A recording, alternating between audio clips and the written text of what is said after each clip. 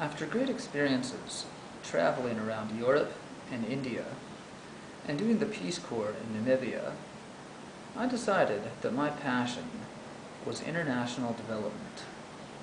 And so I took on graduate studies in development and ended my studies on an internship in Aceh, Indonesia. Aceh was one of the hardest hit areas by the 2004 Boxing Day tsunami. Here I'm on top of a ship that was washed onto this spot of land 3 kilometers away from the ocean. This boat was also washed onto land, and my friend was living right next door to it. My professor had a former student who was managing an international NGO there, and she set up the opportunity for me to work with him. This was 5 years after the tsunami, and many tsunami relief programs were ending. Our organization was refocusing its interventions on communities that had been in 30 years of conflict before the tsunami, and we had programs to improve health, education, children's rights, and livelihoods in Aceh. We were developing village health clinics called posyandu's, where community health workers educated parents about proper health and nutrition for their children. And babies could be weighed to see if they were growing properly. We were assessing and improving early childhood development centers to prepare children to perform well in school and fully benefit from it. And we were improving food security for families through improved agricultural practices. I'm here with the traditional leader of some villages. He's known as the Guchik.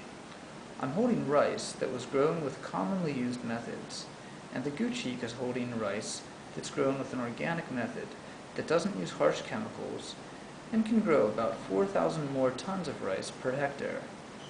So it's better for the people and the environment.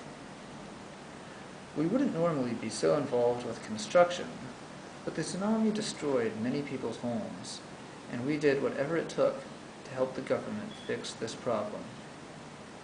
We also replaced damaged schools with more earthquake-safe ones.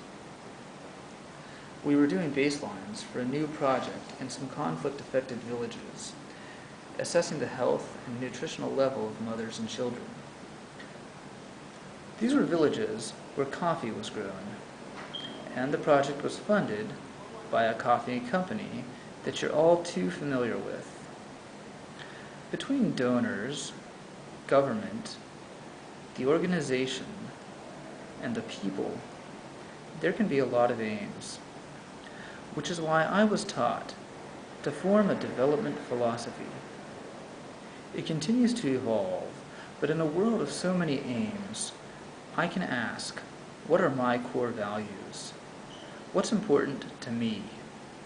What do I want to push for at the end of the day? And what might I lose my job for?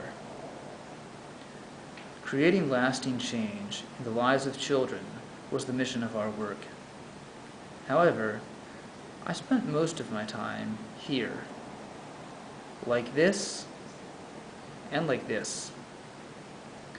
This was not as appealing as this. But I had to ask myself, how important is this to me? Is it so important to me that I'll do whatever it takes, even this, to achieve the greatest possible outcome for this? So I work in an office, but it's an office in a place that is very exotic to me, and I'm surrounded by intelligent people from very different backgrounds than my own, who I can learn a lot from. To make our programs happen, a lot of planning, design, reporting, budgeting, and analysis is necessary. Coordination and consultation with the government is necessary, and of course, consultation with the ultimate stakeholders, the people, is necessary. But who is the best person for that job?